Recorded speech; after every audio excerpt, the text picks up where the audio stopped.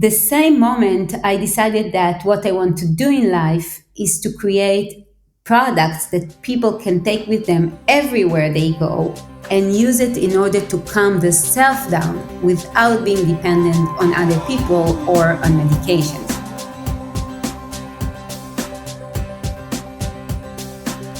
Welcome to Zestful Aging, the podcast where we celebrate aging with vibrance and we defy the stereotypes of what it means to age. I'm your host, Nicole Christina, a psychotherapist of more than 30 years, here to introduce you to my off-the-mainstream guests who will energize and inspire you. My hope is to create optimism about getting older and help you cultivate zest and joy in this season of your life. And I love to hear feedback from you, my listeners. Please drop me a line at zestfulaging@gmail.com.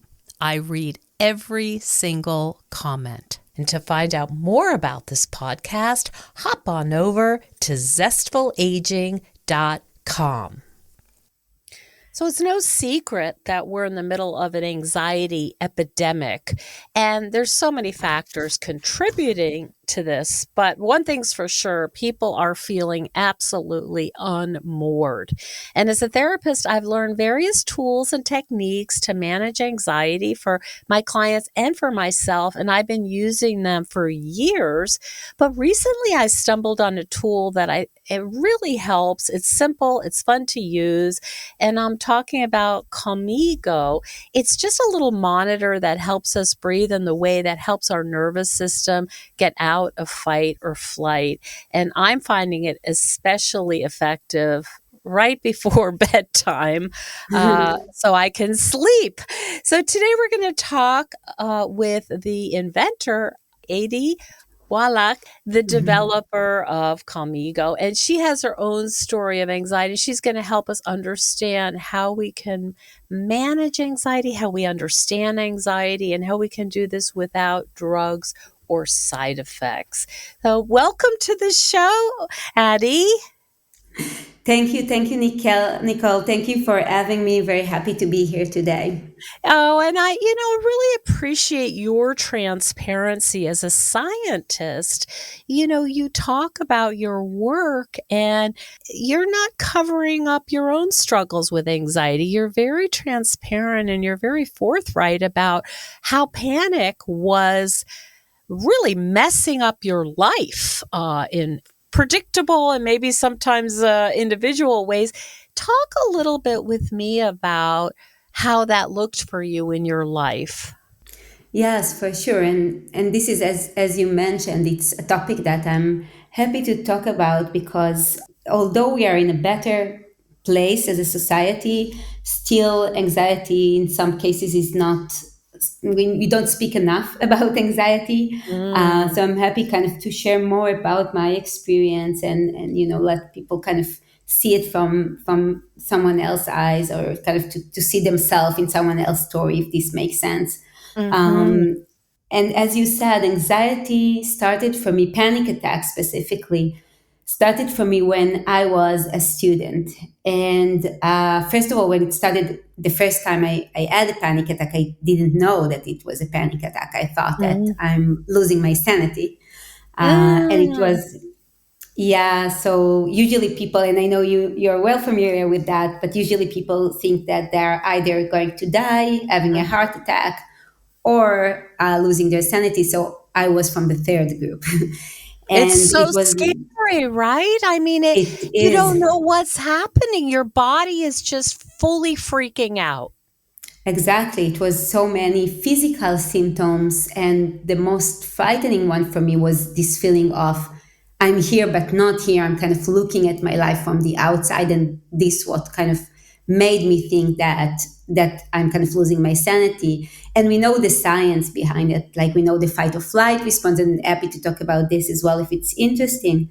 But personally, for me, these were very hard 24 hours that I thought that I'm kind of, these are my last kind of hours of being myself.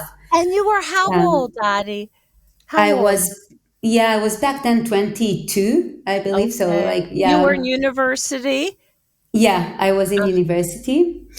And I made it to my parents' house actually to say goodbye to them because I thought that this is my last hours of communicating oh my. regularly.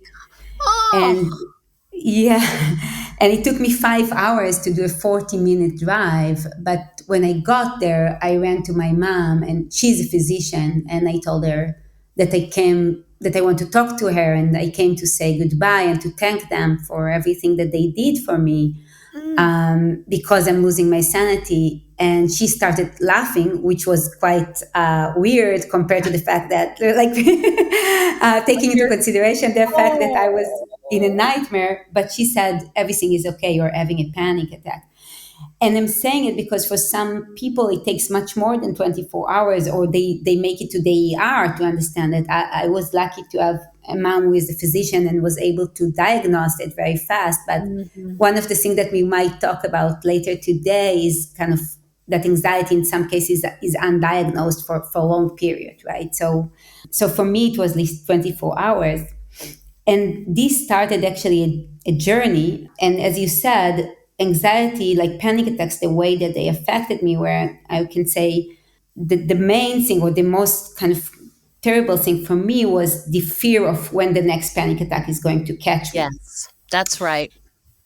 and the anxiety from the anxiety, right? And I wanted to avoid medications because as a daughter to a physician, I'm usually checking all the boxes in the side effect Mhm. manual.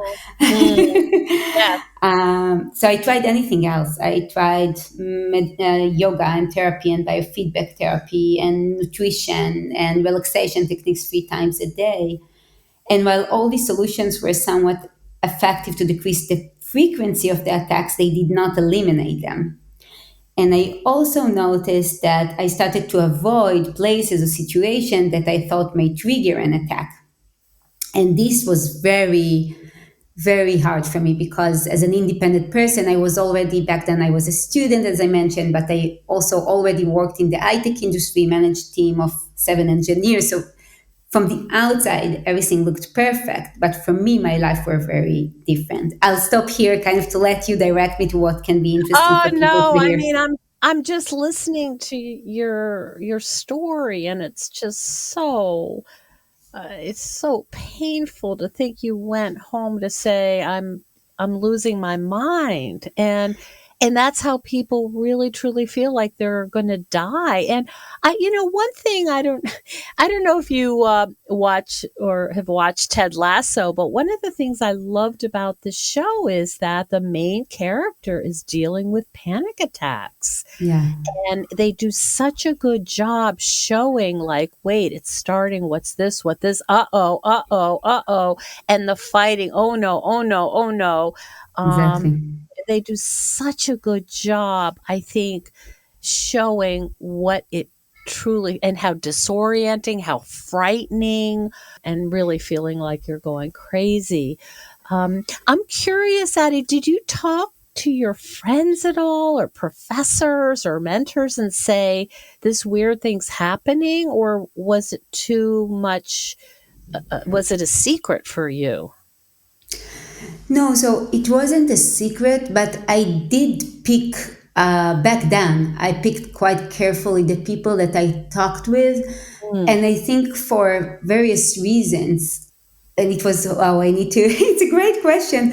I think the reason for it was I talked very like openly about it with my family. I talked with mhm, good friends very openly about it. I did not feel comfortable back then to talk about it in the workplace. mhm, So this was one thing.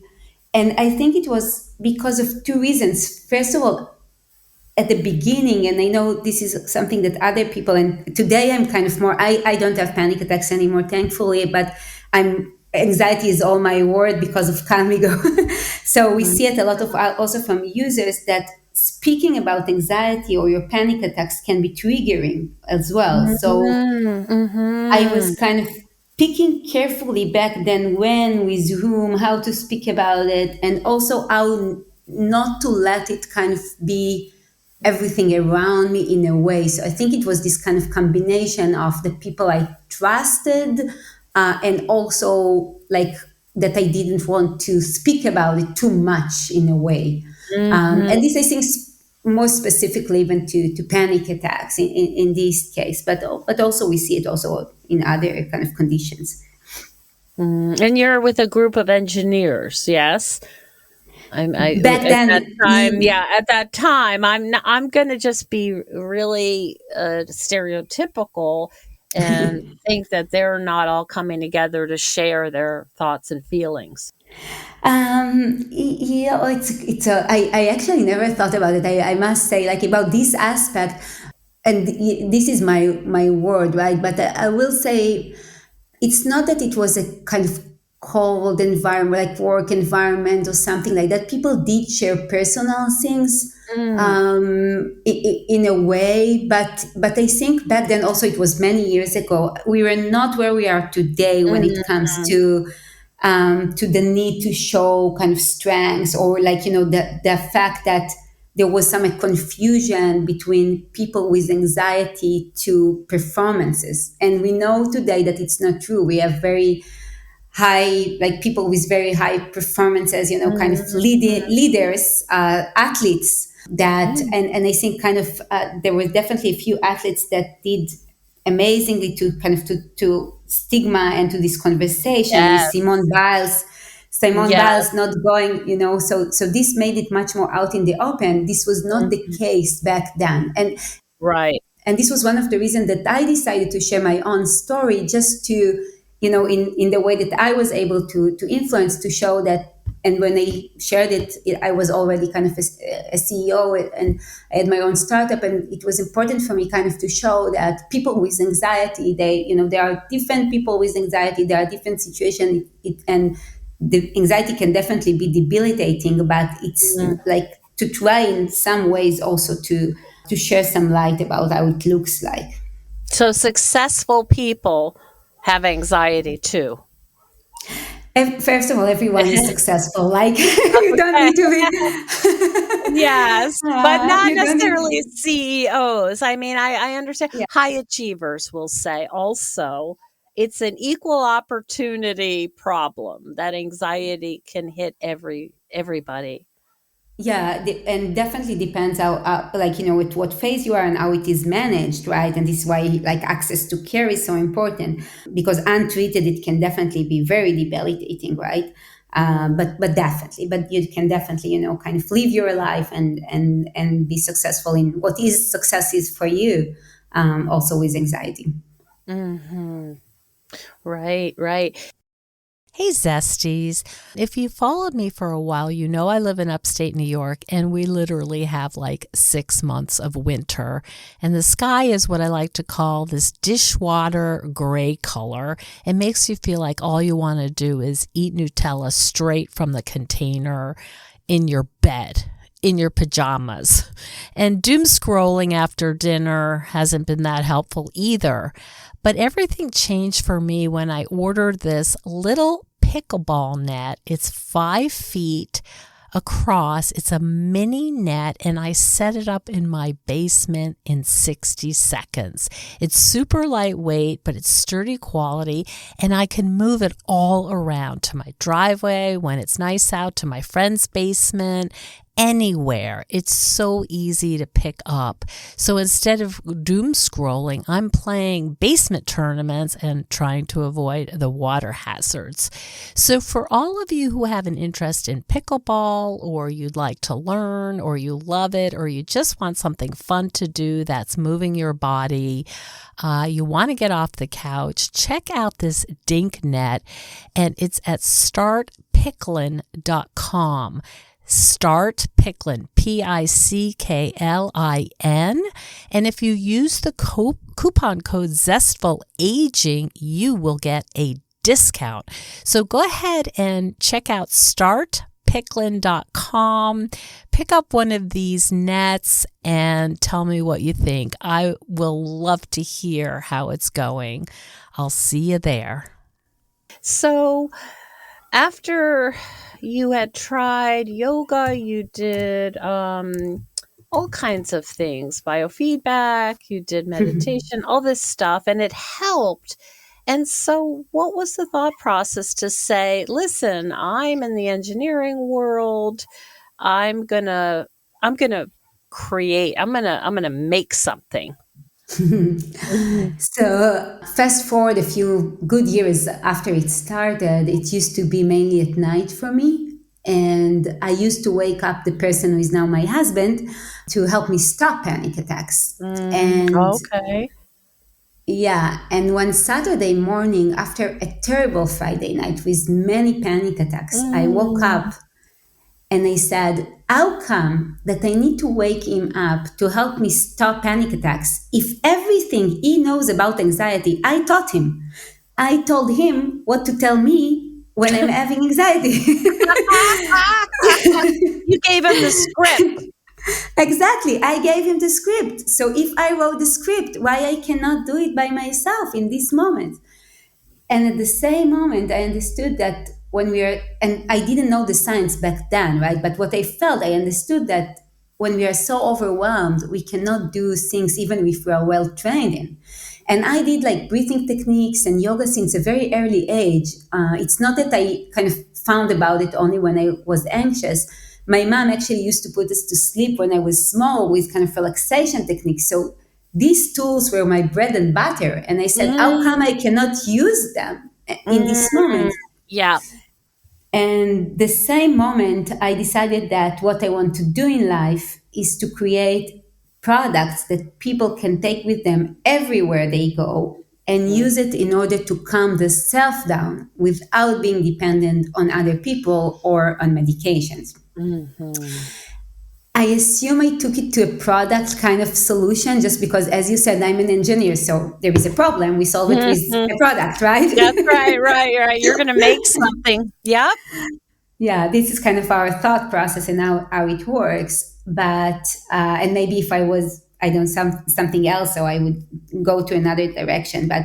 But this is how it all started, and this started, of course, a very long journey of research and understanding. Is it my personal story? And then we found that it's not so much of a personal story because 30% of the US population suffering from anxiety, so it's not so personal or unique.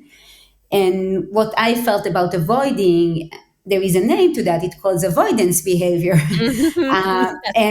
and so forth. And suddenly we understood, okay, it's not. We are not going to build a prototype just to solve my issue. There are so many people suffering from it, Mhm, mhm. and this is how it started. And again, I'll stop here because I can talk about it for hours. It's like your little baby, right? It And you is. wanted to make it convenient. You tell me if this is wrong, but my sense and knowing your story is it was very important for you to make it simple, convenient, user friendly, right? And just something that felt good in your hands. These kinds of things were these considerations.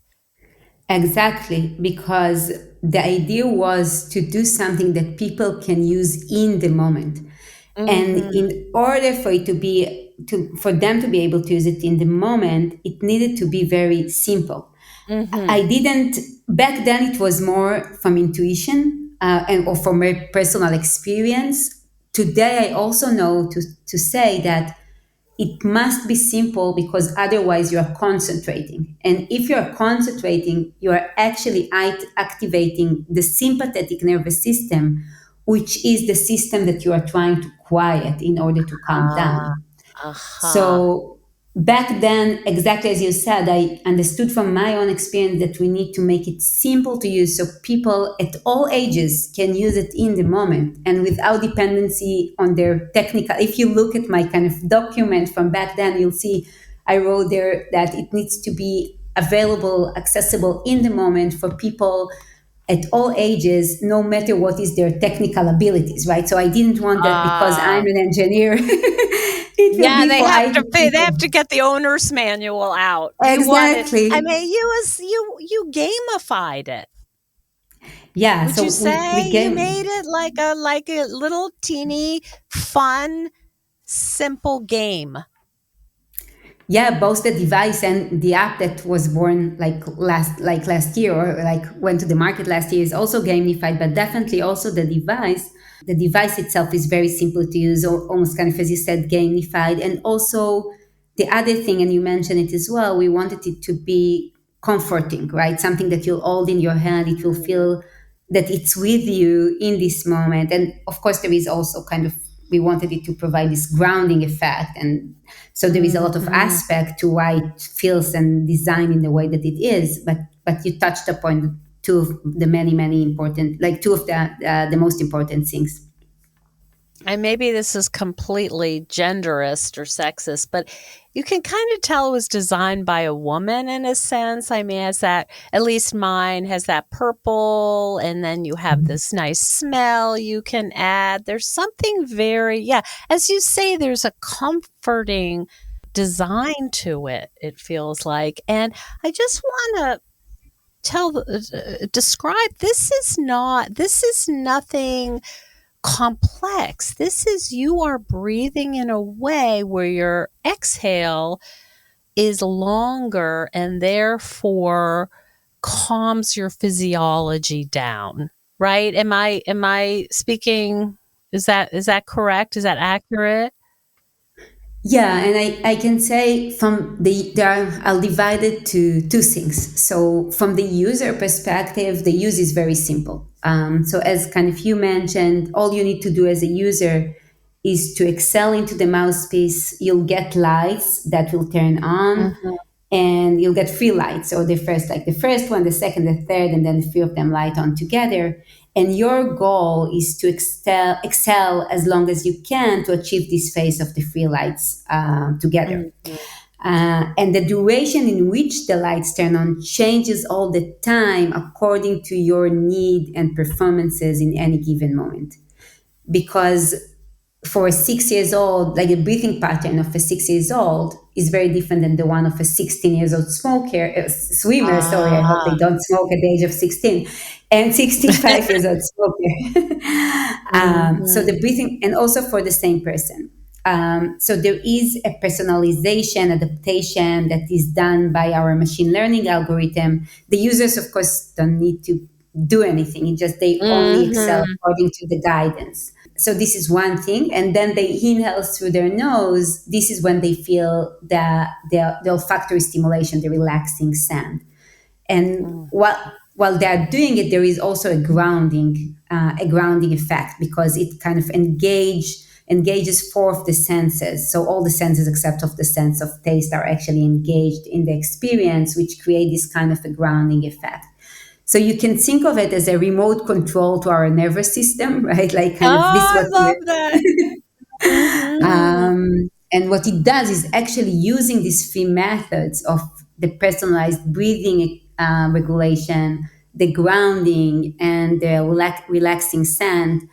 We are actually activating very effectively the parasympathetic nervous system, which Mhm. is the system responsible for relaxation. So we like to think about as the remote control of our I love parasympathetic that. nervous You're system. hacking. Well, you're hacking, right? The nervous Yeah. system. And this is, just to describe it for people, this is a little plastic thing, you blow into it and it lights up. And there's just, the thing that I find really helpful is, I mean, if you're a therapist, you know how to do breathing stuff. You know how to do the box breathing and this one and Hmm. that one.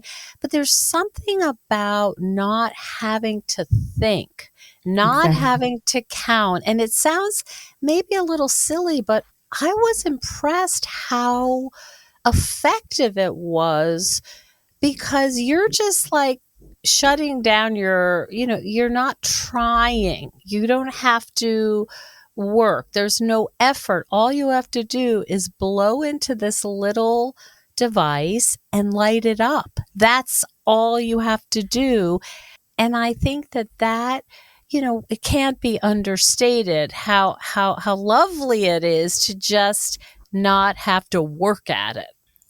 Exactly, and as you mentioned, and I think like as therapist, and please kind of I would love to share, like to hear from your experience. But what we know and hear from many therapists is that breathing techniques are very helpful for kind of for training, but we hear patients coming back again and again and saying that they cannot use it to a successful degree in the moment, or if it's even make the situation worse for them because they're trying to control their breathing, Mm, and then it's not helping, and then it's kind of a vicious cycle. And this goes exactly to what you said, because when you are doing like the boxing technique, for example, and you're counting or other breathing techniques, you're concentrating. And when you're concentrating, you activate the sympathetic nervous system. So the mm, parasympathetic nervous system yep. cannot kick in. So this is what we were trying to hack, as you said. Okay, Mhm, how we use this genius idea of breathing techniques, but without people need to concentrate, and mhm. also in a pace that is good for them, because the boxing technique, for example, like count for four, stop for four, four might not be enough for a swimmer with huge lungs, uh, Mhm. It's but not might be too. individualized. Exactly, it's not Yes. individualized. And also the swimmer, maybe today they are sick, right? So they need something else. They don't need seven. They need, maybe, I don't know, today they need just five because they are Ah. sick or they are sad or they are panicked. So kind of the technology enables us to make this kind of methods more accessible and more effective, and in a way that people can use, still getting their independence, but in a way that will be effective for them also in the moment.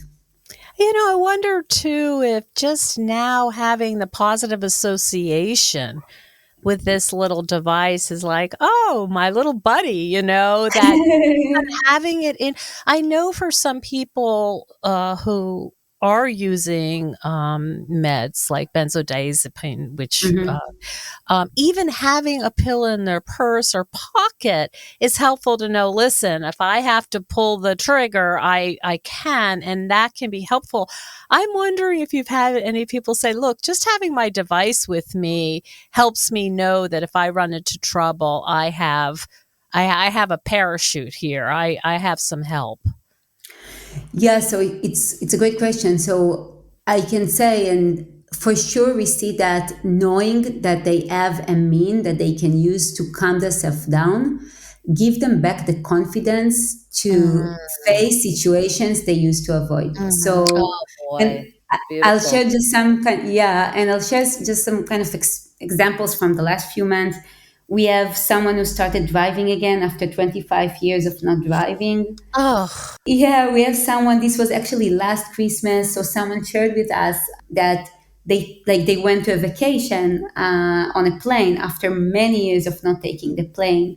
And we have also people went back to work, to social event and so forth. So oh, oh. on one hand, we see that the fact that they don't have the anxiety from the anxiety, which in many cases is the hardest thing to treat, Mhm. give them a lot of confidence. On the other hand, it is important for me to mention that we don't see an unhealthy attachment to the device. And this Oh, is, yeah, okay.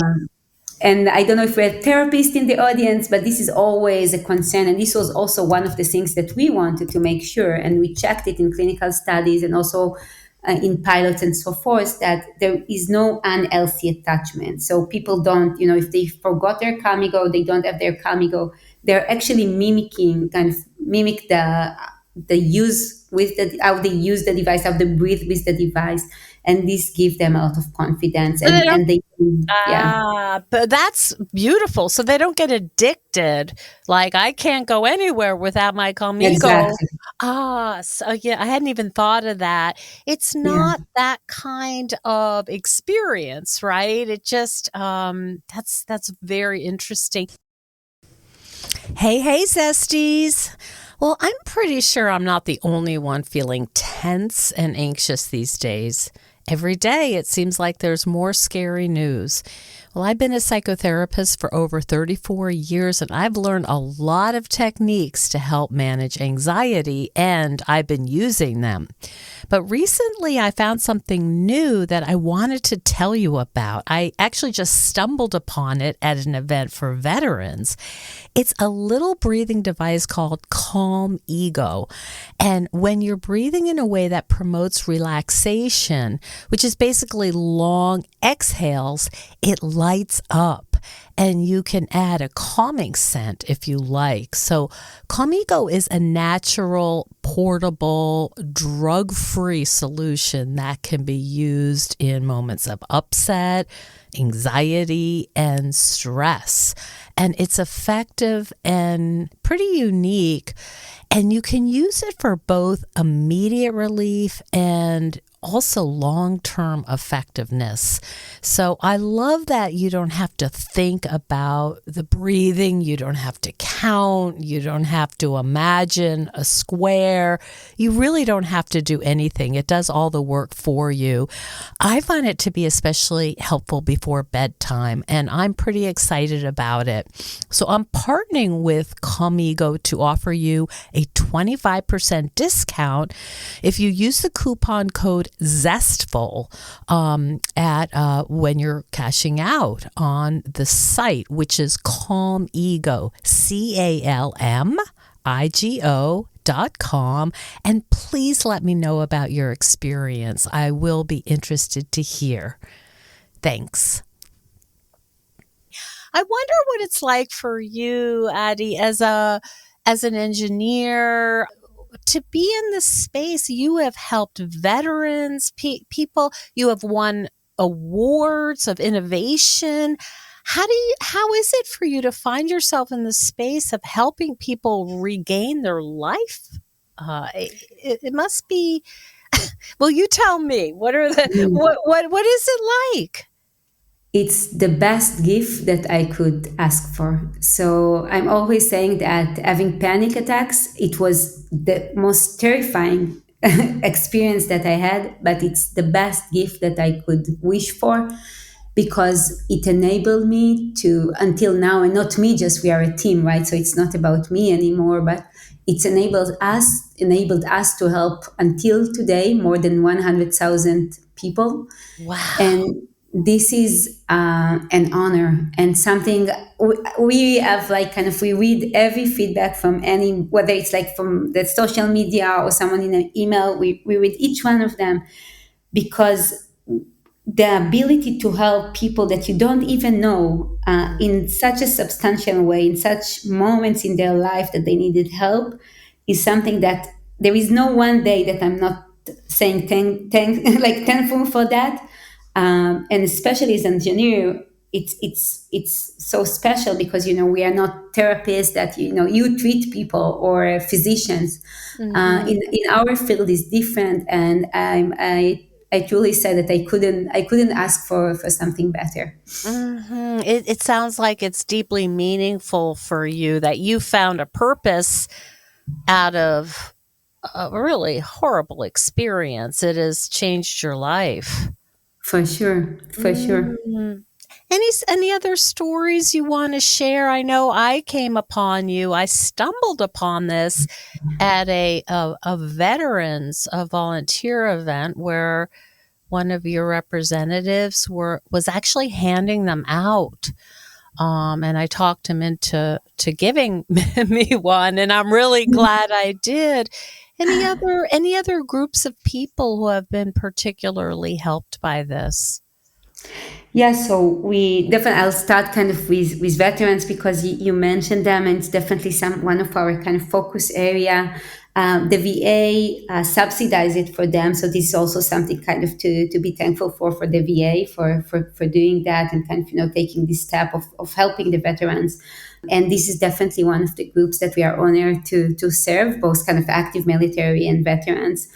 So we work a lot with them, but we also work with all kind of population. As a vision, what we want to do using our technology is really kind of to make mental health accessible for everyone. So this is kind of the vision.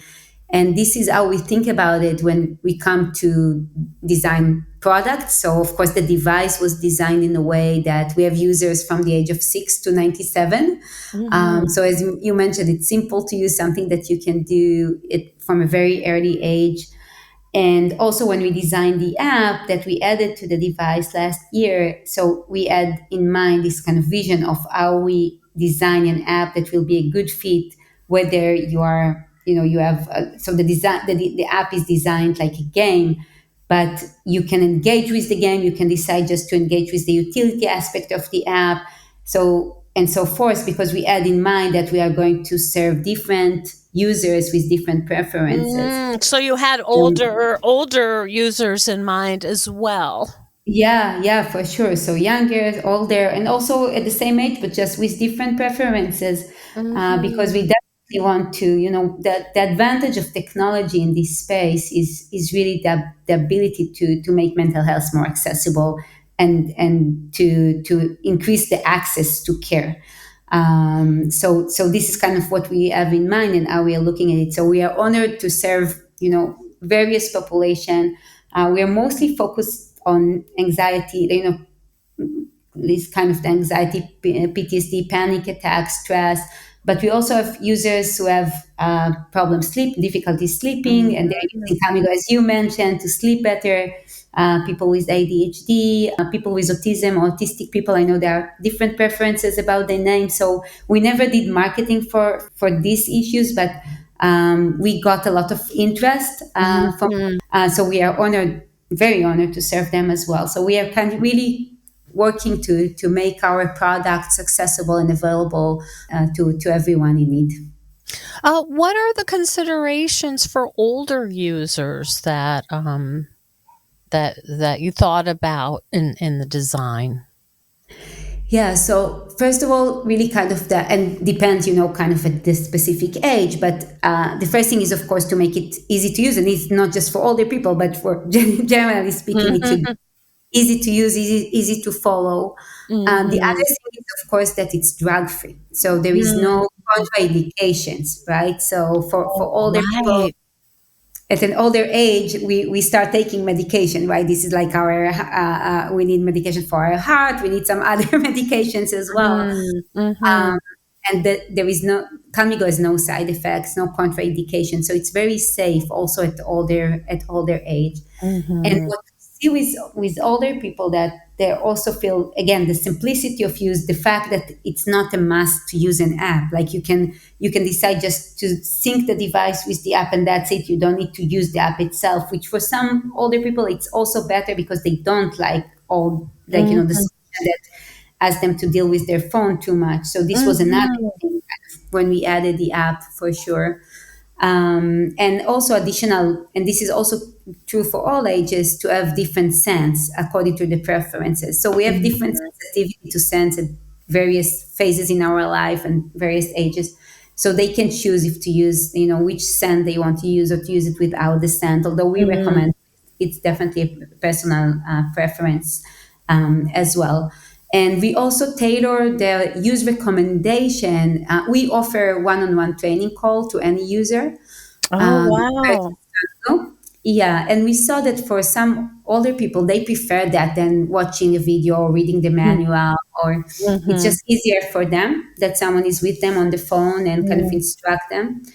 And we also help them to tailor it to their daily routine, right? To understand better what's the situation, what they suffer from, and to work with them to tailor the exact kind of treatment plan, if you will, for them. So, for example, like to use before they go to sleep, or to use in the morning, or if they are afraid of medical exams. Some people do, like, have more kind of medical tests in older ages, so kind of to use it before that, or Ah. also, and also for their pains, for example, because also the activation of the parasympathetic nervous system, which what we are doing, is very helpful also for pain. And in Oh. older age, yeah, so we work with them kind of to tailor, but we see great results with people at older age, and also great high engagement and adherence. Mhm. Spoken like a true scientist. Yeah, I mean, Yeah, I don't use the app at all. I just do it very, very straightforward. I can also see it. Some people are terrified of blood draws. I could yeah, totally see this as being helpful for a blood draw. for sure, So and dentist as well, by the dentist, way. of course, of course. So it's so thoughtful. It just sounds like your motivation has been so thinking about how's the user going to experience. I thought the instruction manual was very well written. It's just simple. It makes Well, thank you. sense. I mean, not everything does, right? I was trying to do a COVID test the other day, and I thought, this doesn't, somebody needs to rewrite this. It's just too complicated. So this is so much, such a positive light in the world, Addie. I'm so grateful that I stumbled upon your product. I love it. I recommend it, and it's so nice hearing from you how much thought and compassion has been put in. Where can people find out more about Camigo so they can look and they can learn? So first of all, thank you so much, and I'll definitely pass it to our team because they are doing hard work to make our materials as Yeah, clear as please possible. do. So thank you very much for that and for your kind words. The best place to learn about it is on our website. It's camigo.com. So this will be the best place kind of to see more information about it, and also to reach out to us, of course, through chat or through messages through the website for any additional information that might be helpful. And I want to spell it for our listeners. It's Calm, CALM, IGO.com, and take a look and see what you think. My experience as a therapist is the anxiety has just become so overwhelming. And if we could interrupt that and just help that, it really does give people their lives back. And, we can't overstate how important it is to be able to manage our anxiety, especially these days where every day there seems to be bad news. So, Addie, thanks so much for your work and spending time with me today. Really appreciate what you've done here. Thank you so much for having me, and I hope it will be helpful for our listeners. And one last thing that I might say: if you suffer from anxiety, just know that you are not alone, and there are solutions out there, and you'll be fine. It just takes a journey to treat it, but also doesn't need to be a long one. Thank you so much for joining us on Zestful Aging. If you like the podcast, please share it with some of your friends. Our theme song is All I Did Was Wait for You by Kjartan Abel. Visit Kjartan-Abel, that's KJARTAN-Abel, ABEL.com to hear more of Kjartan's work. And our technical director is Stephen Litweiler. And stay tuned next week for another interview with a fascinating and inspiring guest. See you then.